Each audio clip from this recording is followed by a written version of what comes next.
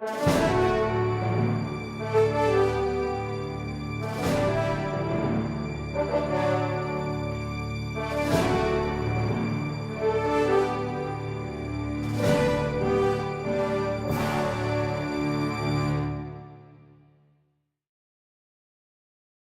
afternoon. Welcome to the 1:30 October 21st City Council meeting.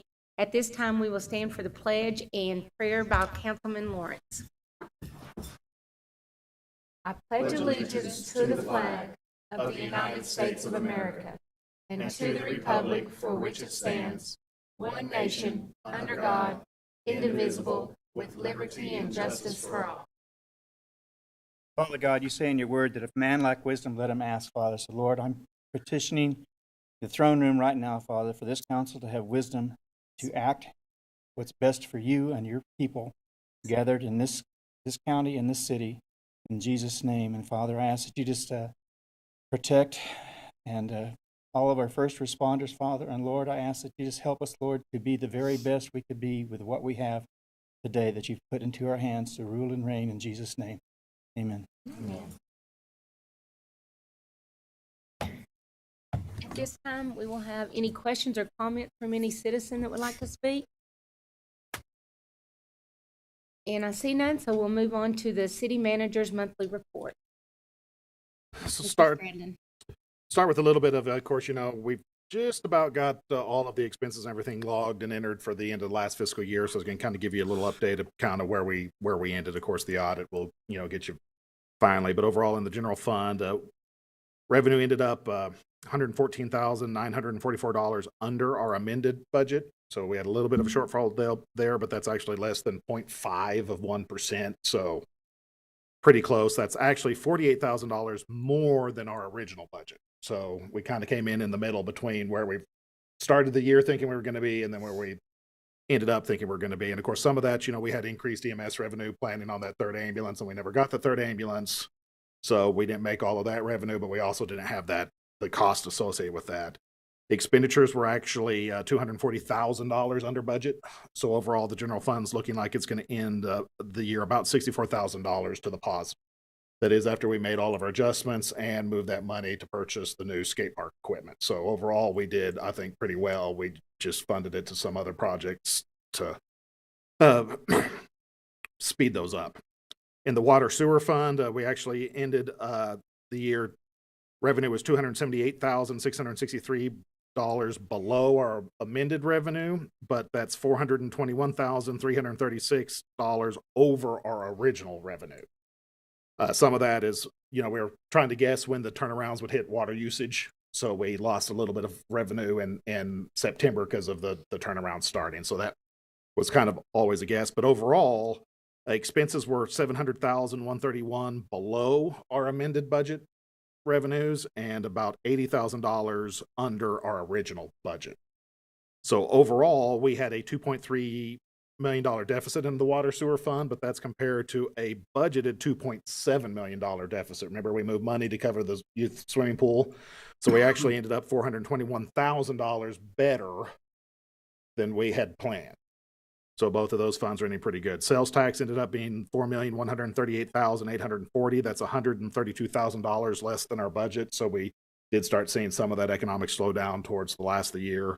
We're hoping to pick that up with all the turnaround workers that have been in town the last couple of months. We still haven't seen that will hit in November's sales tax. October sales tax we have hit. Remember, that is for August collections. And so it was down about 3% from last year. So we're pretty level. We'll keep an eye on that as the year goes through. Hot revenue, we ended up being $4,000 under our amended budget, but that was $129,832 above our original budgeted revenue. So we budgeted about $499,000 of revenue. We ended up over $600,000 in revenue and hotel occupancy. Now, not all of that is the tax. Our sponsorships and event revenue do come into that fund too to help offset that. And so that's part of the positive there, which is kind of why we had some of the revenue to do the mobile stage that we ordered last year. We'll be using some of that funds, as we talk about coming up with our Centennial Bean next year, so we'll have a few things probably coming in and going through there. So overall, financially, we had a pretty good year again last year. Not quite as much surpluses as we've had in the last year, but we've been doing pretty good. We're starting this year pretty good so far on employee wise. We'll talk a little bit about as we go through the departments. But if you recall, in previous years, a lot of our surplus, because we were like double digit shorthanded in a lot of departments, and so a lot of that has been rectified. So as we are closer to full staff, some of that revenue flexibility does go away. Projects that are progressing. So we do have the screw pumps in for the wastewater treatment plant. So we expect Bo Simon to start that in the next week or two. He anticipates a 2-week time frame to get those put in. So once that happens, we can stop paying for that rental pump. You'll notice in some of the expenses, we've been paying a rental pump to bypass the screw pump now for about a year. But those are coming, so we expect to see that. We are continuing our engineering on the Cloverleaf sewer replacement. I talked a little bit about that in a weekly update. We had planned on continuing our Bryan Street area sewer replacement, but we've started to have that line under the Cloverleaf collapse. It runs from a manhole there at the corner of Bulldog Motors under the Cloverleaf to a manhole over behind Dollar General. So when we talk about that project, that's what we're talking. We're trying to, looks like we're going to most likely be able to bore that, so we're not going to have to mess with TxDOT a whole lot. The OPC on that came in about $550,000. We budgeted $440,000, but part of that OPC was an $80,000 contingency, just depending on how things come in. So I think as we bid it and get it close, we're going to be pretty close to budget. But like we just talked about, we had a $400,000 positive in the water sewer fund this year, so the money will be there to do whatever we need to do. But I do think it's going to be pretty close to our budget anyway with that. We talked about this before, but since our last monthly report, we have completed the chip seal projects and all of our street maintenance for this year. So that's both the chip sealing and the micro surfacing. Street department's still working on getting paint, and we're still waiting on a few things to finish up the striping, but that's been progressing. Overall, I think that's turned out pretty good. So it's we'll see how the micro surfacing holds up over the winter. It's kind of what we're looking at. And then we probably will come back to amend the TUF budget depending on how that does for projects. The Transportation User Fund, looks like it's going to end the year with a little over $500,000 in fund balance. So when we're planning out our street, I think we're probably going to try to accelerate some additional chip sealing and some additional micro surfacing with that fund balance.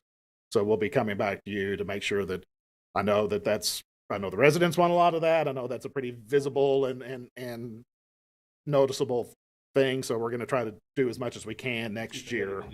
Right. So overall, like I said, I think the chip seal and the micro surfacing, which is what they call a Cape seal, is what we did from Main Street to Florida Street. That seems to have done a really good job right there so far on that. Yeah. And I know if some people remember that we stopped where the railroad right away is. Right. So that's kind of why you've got those gaps at the railroad crossing, because that's technically the railroad's responsibility. Probably at some point we might have to go address those. And then the rest of Wilson Street was just a single coat of the chip seal from the Cloverleaf to Main. And, that area had been pretty oily after we did the double chip seal a couple of years ago. So I know it hasn't been quite as hot, but that's definitely solved that problem and has definitely got a smoother route. So be looking for that as we fine tune what the prices are. But I think this year in total, we did about $440,000 of maintenance work. I think with what we've got budgeted this year and some of that reserve, we should be able to do closer to $700,000 or $800,000 in this coming year, which will double what we did. And we did a lot. We did quite a bit this year, so I think that'll be pretty good. So that's all I have on projects. We're finally kind of getting some projects caught up, and 2026 should be kind of a more normal year just with maintenance and stuff, but we will have some of those strategic plans coming up as we start planning the next round of capital projects for the next debt issuance that's complies with those. So as we go through departments and HR, of course, we've been getting ready for open enrollment and insurance. We talked a little bit about insurance earlier in the year. We thought we were going to be pretty good shape. Then we had two pretty expensive claims hit last year. The renewal came in at 19%. They wanted us, I think we talked about this last month, they wanted us to change our plan to try to save some money, and instead of doing that, we bid it out. The bids did not come in any more favorable. The other company that was anywhere close was 19.5% instead of flat 19%. So we negotiated with UHC, our current provider, got them to come down to 17%.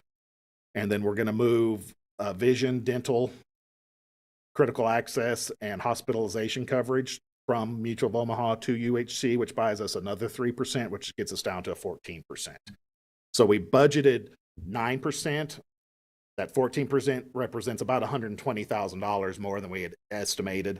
So that I think will be easy to absorb between $35 million in operating budget. So that's a much, much better, easier to hit. Right. The dental and vision quotes were actually cheaper than what we were paying with Mutual of Omaha. And I think our local providers have been pretty good. They're out of network, but they've been honoring that. Mutual of Omaha only pays 90% of the prevailing rate. The new UHC policies will pay 95% of the prevailing rate. So that should be a little bit of an increased reimbursement to the local dentists and eye doctors and everybody that our employees are using. So I don't think that will be a big problem. But I do feel pretty good that we're in a good position with those rates that aren't going to drastically impact the budget. The 19% without moving anything would have been about $240,000. So between those changes, we were able to work about another $100,000 of savings out all that. So hopefully we'll have a little healthier year next year and won't have to worry about that. If you see on the news, we're not the only ones dealing with that. Yeah. I would like to also say that even with this 14% increase, we are just now 4% over what the Texas Health renewal was 4 years ago when we changed. So that first year we changed, we had saved 30%. So while that sounds like a lot, we're just now 4% over what we were paying before we changed. And they originally wanted 16% above that. So we're still under what we would have been in 2022 had we not changed. So I still think we're overall doing in pretty good shape with that, at least financially. We would have already eaten a lot more of those issues. So we have hired our new HR specialist. Raven Hall is who we selected. She actually has got a background in some HR. She worked for Dallas Independent School District in the benefit management office of their HR division. So if she can manage the HR benefits of, I think Dallas is like 41,000 employees. I'm hoping that our 189 should be. And if anybody's, we met her last. Yeah. So she got 2 weeks for Michelle before Michelle went on a cruise, a well-deserved cruise, but she's down there trying to handle everything as much as she can this week, kind of on her own. But we've told her that don't be afraid to come ask questions and all that stuff. So we are, like I said, open enrollment employees will be going through that November 4th and 5th coming up. And so I have not, we kept the percentages the same that we're covering. So depending on which dependents you cover, we're still covering the same percentage. What we are changing to kind of help employees out too is we had been billing employees and the insurance companies paying them 24 times a year, which means payrolls every other week, so you get 26 paychecks, but health benefits were only coming out of 24 of those, and you had 2 free checks where the deductions weren't out of. We're going to move to a 26 period now, so their rates will go up, but it'll get spread out over 26 and 24, so that should help absorb. I think a lot of employees don't necessarily plan for that extra couple $100 in that one check. I think it'll be easier to absorb it over the 26 instead of a bigger increase on the 24. So their take-home pay will be less impacted. And before that goes into effect, we did double the longevity, and we're doing that at one time. So that will hit here 1st of December, right before any increases come up. Only about 23% of our employees cover dependents. So when we talk about the increase on dependent coverage, we're only talking about 23% of our workforce. Everybody else, we're still covering 100% of their insurance, 100% of their dental and vision, still 100% of their short-term disability. So we still have, I think, a pretty good, well-rounded benefit package.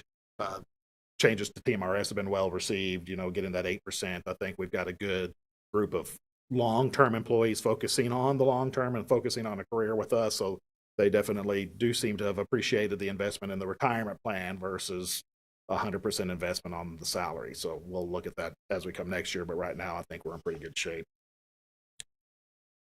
In finance, we did get the accounts receivable module of our new software online, so we were able to get kind of caught up on some of that. We're still working on getting all the last of the credit card charges cleared out from the end. You remember last time we were here, the auditor was actually here during the first field work for our audit. That's mainly compliance testing, making sure that, you know, the controls are in place. Of course, you'll get a report on that when he comes, but overall, that's been, looks like we're doing pretty good there.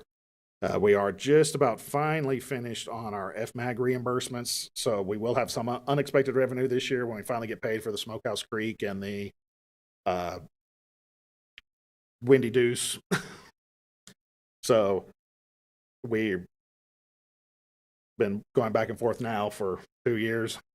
So, which I don't know if you recall back when that first happened, you know, we said we weren't going to plan on that. You know, we'd put in for it, and if anything would just be a benefit win, and if we got it. But of course, now most of that funding is at the state, so we are dealing with the state. You know, anything that we're dealing with the federal government right now is taking another delay. So I did put also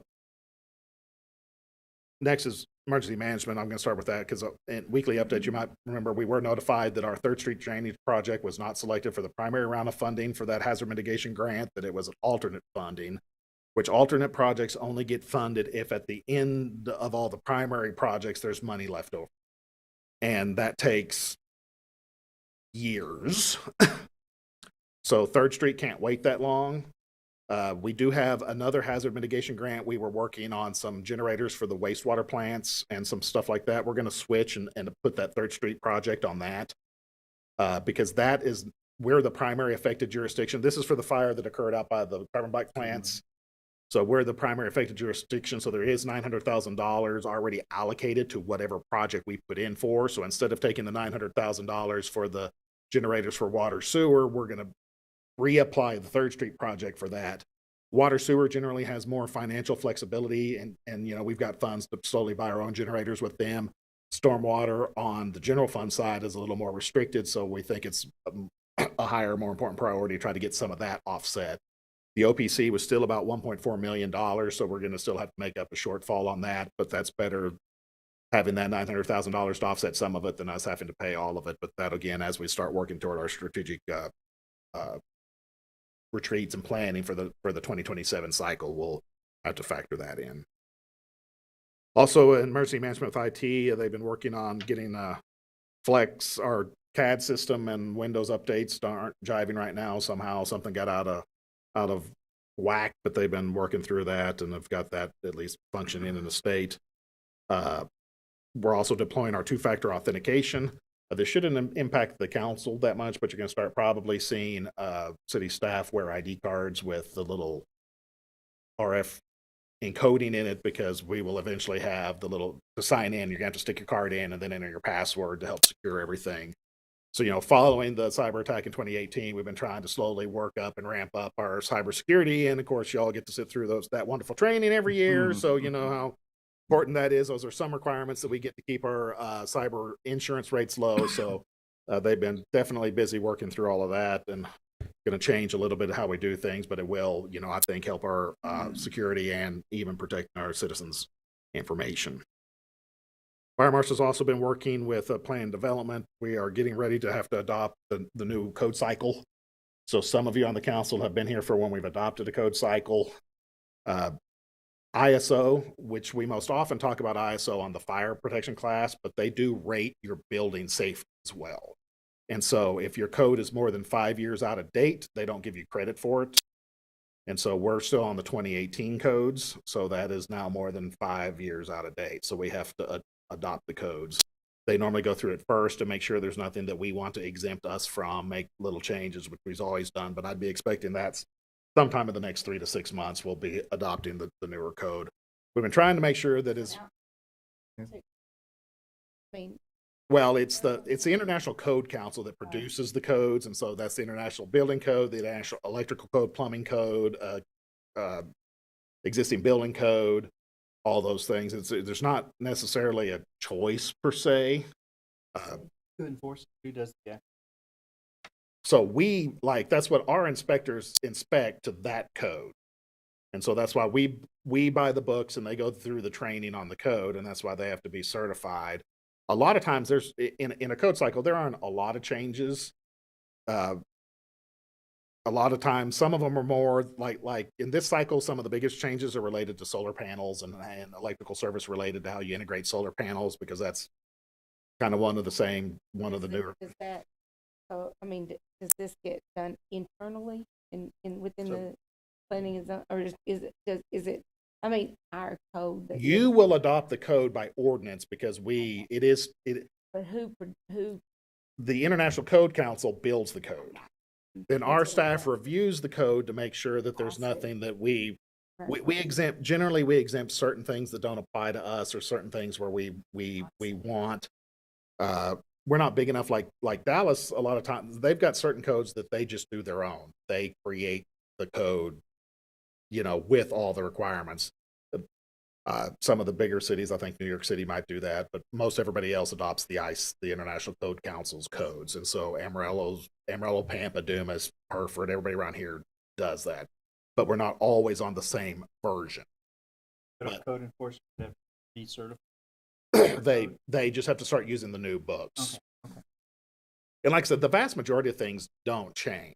I mean, you're talking about changing probably less than 4%, or it's little tweaks. So you're not changing a whole lot. I mean, if you've done home improvement, Romex hasn't changed in a long time. And, since we've added neutral and things like that, electrical hasn't changed.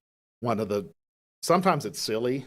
Like one code cycle required, I don't know if y'all have been in a building or wherever at one point, the code cycle required electrical outlets to be installed what we would think upside down, with the ground plug on the top, because there was some thinking that it was harder for a plug to accidentally pull out if the ground plug was on the top. That lasted one cycle. The next cycle that they took it out, you can install it now upside down or right side up, whichever way. You can put the ground plug wherever the hell you want. But in any cycle, especially something that tries to be international, there's always certain stupid things that just happen. Like in the last cycle, one of the biggest changes were backflow prevention on your outdoor spigots. So if you've got a hose bib, you have to have that little backflow device screwed on there, and so those are generally what you're talking about changing. Most other thing isn't that bit, So that's coming. Fire marshal's reviewing it. Plan development are going through it, making sure whatever changes we need. We did get the AED is now back installed in the hallway, in case any of y'all have a heart attack when I propose to spend too much money. We can go right out there and get it now that the renovations are finished. Also, our emergency teams, including fire and police, have had a bunch of good meetings and topics with the new superintendent. They're working to get us integrated, and we're working on getting them integrated in some of our responses and training. So I think that's going pretty well. We worked with Apollo on a drill, a helicopter down drill. And then we were planning a weather drill, but that's been delayed probably because nobody's working at the weather service other than, emergency. We did get to show off our new command vehicle, both at the prep conference, and then we did get to use it out at the Boomtoberfest event. So that definitely provided some nice capabilities that we haven't been used to. Dispatch has been pretty busy as well. They've had their quarterly dispatch meeting. We also have PRPC has rolled out a new 911 system. So we've got that now. So be looking for some information, some public education coming out. It's got a lot more capabilities for texting and other type of emergency notification. Actually, now when you call 911, it will automatically send you a text back to your phone with some information on how to text 911 if you get disconnected or some things like that. So it's a little different. I think it's definitely positive as we move to a world that's got a lot more mobile devices, a lot more capabilities. You can actually share photos and videos of an emergency situation now through some of that stuff, but it is going to require a lot of education and outreach to our public as we get with that. This is probably one of the most significant changes in capabilities that the 911 system has had for probably since GPS location tracking. So we're excited to get some of that. We do have one new dispatcher in training, and they're working on filling 2 more openings. Again, like in most departments, in dispatches, I think we've talked about this before. It's really hard to know how well you can be a dispatcher until you get in. It's really hard to interview those skills and to kind of test those skills beforehand. So we've had a little bit of turnover with some people that we hired that got in there and realized that just wasn't for them. And so I don't think that's necessarily any fault on our own. We still got a good core of longevity in there, but we are still working on filling those. Kendra Chamberlain completed her center training officer certification. So that's a big positive as we continue to work to increase training and dispatch. And Sydney Jordan, our dispatch supervisor, is actually now the president-elect of the State 911 Trainers Association. So they're getting actually more involved, and we're excited to see how that goes with dispatch. In the fire department, of course, last month was Fire Prevention Month. So had a lot of activities geared towards that. They did have the open house at the fire station. If any of y'all got to go by or swing by, see any of that. And of course, they did a lot of station tours and demos. They also helped with a Boomtoberfest. Made sure the burnout control was mostly safe and fun. They've also been conducting a whole lot of training with Blackhawk over a bunch of different things.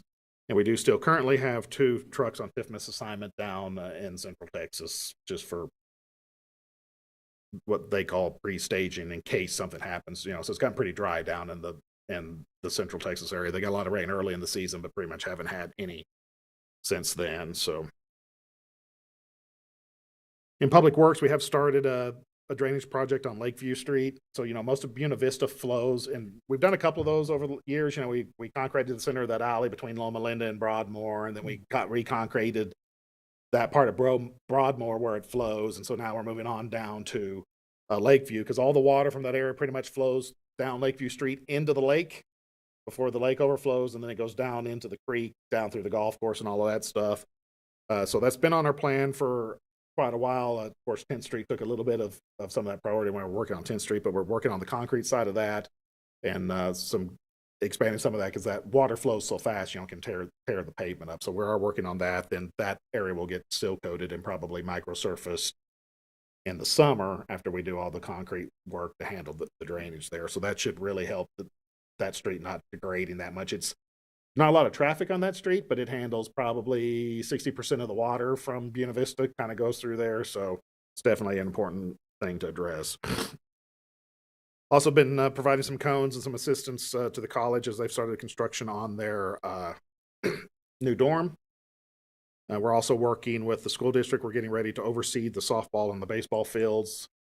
Baseball field at Huber Park, softball field at Agnes House. So those fields are going to be closed for a couple of weeks while hopefully we get some seed to take and improve that turf.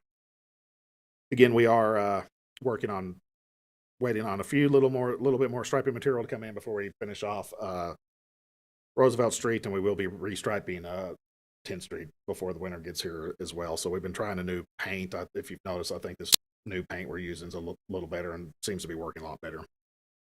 In solid waste, we do have 1 maintenance worker and 1 equipment the maintenance worker started, the equipment workers in the hiring process. So we're about to be full staff back in solid waste. It's been a while. So we'll see how long that lasts, but looking pretty good there. On the police side and animal services, Jared Harper completed his forensic investigator training. And then they also did a tour with the AgriLife Extension Agency out there. So the kids came out and played with the animals. You might have seen some of that on Facebook. Took them out to work.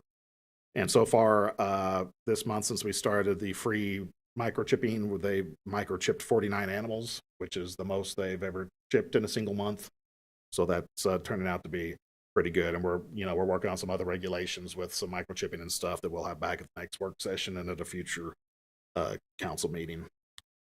Our police department cook-off team came in 3rd place for ribs at the United Way eating up Hutchinson County cook-off. So I gave them a little bit of crap that we don't like 3rd, we like 1st. And so, they're going to have to pay for their own meat next year. Probably not, but coming from the police department, I can't not give them a little hard time. you might have seen on Facebook too, where Captain Sims has earned his Leo Cop certification. So he's one of only 153 to get that through the Texas Police Chief Association. So there again, as we continue to try to enforce professionalism and development in our all city departments, we're excited about that. They also helped, of course, with Boomtoberfest and all those activities. You know, that requires a lot of assistance from all of our city departments, and we really appreciate that. I know that not all of our employees find that the most fun thing to do, but the community sure does, and none of it could happen without the employees' assistance and help there. Yeah, So we're we're like having more barriers up time along. I had kids trying to climb underneath where I was sitting to get out. Muchly appreciated. Thank you. We learn a little bit each year. We're probably going to buy even some more bicycle fencing this coming year for things next year. Of course, we'll talk. I'm getting ahead of myself, so I'll go finish with the police department. They also, the motor officer, help with the Stinnett Celebration Parade. And then we do have 2 new officers starting. So Officer Hollis has completed and graduated the police academy and is now starting her FTO. We'll likely see her at the next council meeting and introduce her. There was the chief's out of town right now, so there's a conflict swearing her in, and they didn't want to wait. So I don't blame them. So we'll do that. And then we actually have a 10-year experienced detective from Pampa that came over and has actually been assigned to CID to help us on the detective side. So we're down to just 2 officers short in the police department right now. So we also are in the hiring process of sending one to the next academy. So looking pretty good there. Plan development of their employees also did a lot of good help with the Boomtoberfest. Actually got a citizen compliment for Kevin and Austin working at the fish fry and doing all that stuff on Sunday. So appreciate all of that. We've completed our first official review of the college dorm. So there's a few things that have to be addressed by the architect before, they start getting completely fully up. They are working on utilities. We're working to be as quick as we can. They're using a construction manager at risk process, which is it's different than what we normally do. And so because of that, a lot of it is developing all at the same time. So you get a construction manager to guarantee a maximum price, and then they bid everything out, and then you make adjustments on the fly depending on what bids come in so that you meet that price. It is a way to make sure that you hit your price, but it can, create things interesting. So we're trying to, work with them and fly through that, to where it's a lot different than when you get one complete set of plans when they come in. So it's been a little bit of a learning curve, I think, for all those people involved, but we're working through that. And we have also now completed all the inspections through the framing inspection for the 2 new homes under construction at Yucca Estate. So they're still working on that. In code enforcement, doing pretty good, trying to play catch up on weeds and some of that stuff. Now that it's starting to cool down, we hope that we can get a little bit caught up on that, both with code enforcement and solid waste. I do have numbers. I'm going to on what the bulk waste self-help trailer is disposing of. So I think you're going to start seeing some. I'm going to try to put some of those numbers in there too, because I think that's important to see, the ways that our residents are helping us get off the street in addition to what we're doing. And that way we can start seeing if there's a correlation to, are we taking less or more out of the alleys when we have the bulk help program or things like that. So we're starting to kind of work through that. With Nicole down at downtown Main Street, of course, last month, and at the last council meeting, we did get our music-friendly certification, which happened just in time for Boomtoberfest. Of course, we did complete Boomtoberfest, which I think ended up, there were a lot of people by the time the night was over. Great. So the talent that was admitted this year was a lot better, and we hope to keep growing that. Tall Tales Tour is coming up this weekend. If you don't have tickets, it's too late, so we probably don't even need to mention that. So the Texas Historical Commission will be officially taking action on our Main Street application on November 7th. So we'll find out if we're going to be admitted into the Main Street program for this year. All indications are generally favorable, so we're excited about that. That opens up a few more tools, and then also a few more requirements on us as we work to expand Main Street. Deidre and Nicole also went along with the mayor to the community transformation workshop. Here, that was quite an interesting learning experience. They've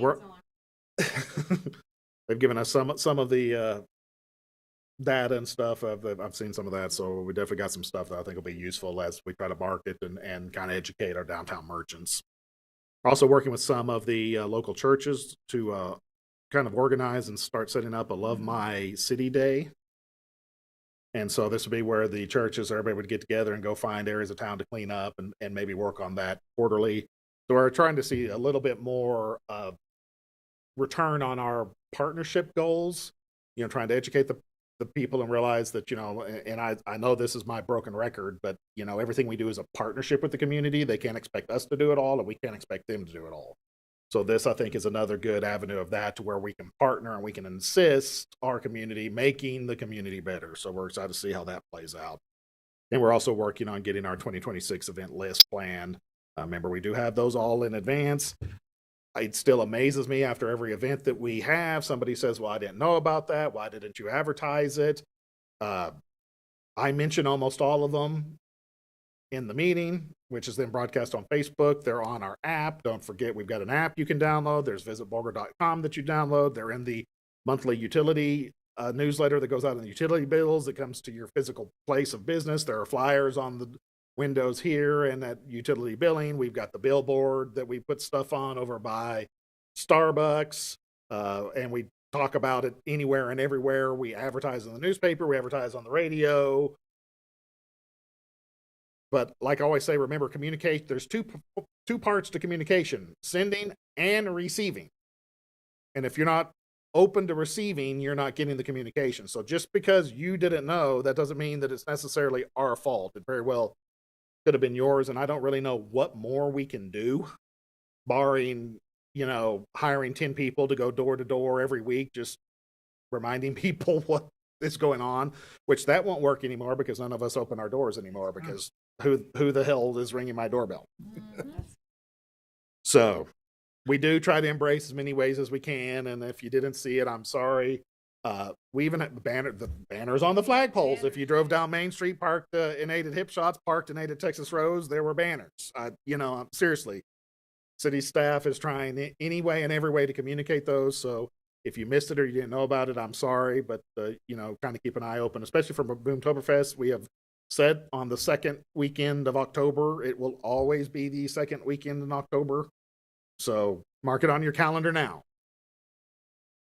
In public engagement, our Rock Creek cleanup netted 1,700 pounds of waste disposed of during the Rock Creek. So we've got 2 more this year. So we are looking like we're tracking a little higher on what's been coming out of those neighborhood cleanups. So we're excited to see and continue to focus on that. Speaking of Boomtoberfest and social media, we did see a drastic increase in our social media engagement around Boomtoberfest this year. Some of that's the bands tagging us and all of the stuff they're doing, which is getting us more exposure for that event outside the area. We are looking to get some of that data in, but that is starting to bring more people in from outside the community too, especially those bands from other areas as their fans and family supports travel them. We are still planning the Centennial. Don't forget, those are the fourth Monday of every month is the Centennial Committee, so that's getting really close. We do have a Centennial logo, which will be unveiled publicly on probably January 1 as we try to brand everything we do next year as our 100 years. So keep an eye out on that. And we have made a job offer to the media specialist to help us with video. I think that one of his first tasks is going to be to do a little history montage video, to have it in time for us to play that to the TML region meeting in April. So, Nicole here? No, that was the third-party consultant that the EDC hired. Oh. So our media specialist will be hiring in-house. You'll get to meet him shortly. We're between his current job and how much notice he need to give, and then we don't like to hire in December because benefits change. It doesn't make a lot of sense to give somebody, because one of the benefits of the city of Borger is you get your health benefits on day 1, but we have to pay for a whole month. So we don't normally hire in the second half of the month, and then we don't normally hire in December because you get that plan in one price for 1 month, and then you've got to re-roll and do it again in January. So it's generally just kind of hassle for everybody. So that one just worked out to where we'll wait till after the first year, which will help save some of that $126,000 I've got to save to cover the health insurance increase anyway. So other than that, that's what we've done in the last month. I'll entertain any questions or consider any other issues. Thank you. Great. So I guess we'll move on to the consent agendas. Items 6 through 9. if anyone has any questions or comments, and if not, I'll entertain a motion. I move to approve the consent items 6. Second. And all in favor? And it passes, or they pass. And then item 10, consider and take appropriate action to introduce on first reading ordinance O-015-25, providing a method of acquiring a going concern that is a service provider to the general public and has a duty to the general public through eminent domain proceedings.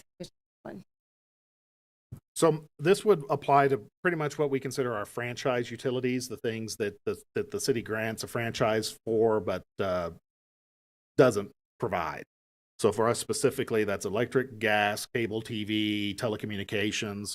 More recently, you start seeing all the fiber companies come in, and